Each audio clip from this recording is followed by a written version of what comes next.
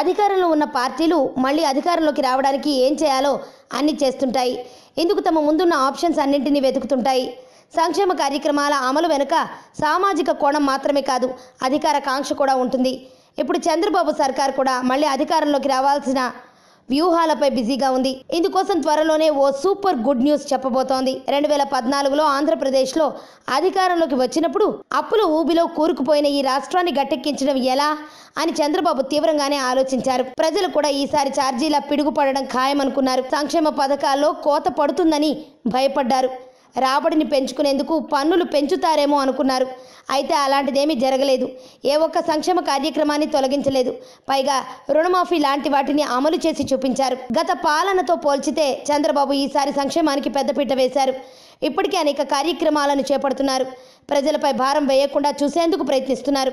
అలాంటిదే మరో నిర్ణయం. రాష్ట్రంలో విద్యుత్ ఉత్పత్తి ఎక్కువగా ఉంది.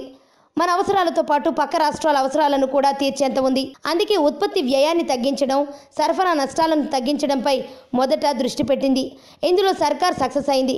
ఇప్పుడు ఆ ఫలాలను ప్రజలకు అందించేందుకు సిద్ధమవుతోంది. త్వరలోనే విద్యుత్ ఛార్జీలను తగ్గించేందుకు ఆంధ్రప్రదేశ్ ప్రభుత్వం ప్రయత్నిస్తోంది. దీనిపై ఇప్పటికే సీఎం చంద్రబాబు అధికారులకు ఆదేశాలు ఇచ్చారు. వచ్చే నెల రోజుల్లోపే దీనికి సంబంధించి అధికారిక ప్రకటన వెలువడే అవకాశం ఉంది.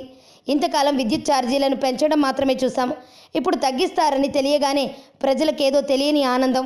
విద్యుత్ ఛార్జీల తగ్గింపు నిర్ణయం అమల్లోకి వస్తే లక్షలాది కుటుంబాలకు మేలు జరుగుతుంది.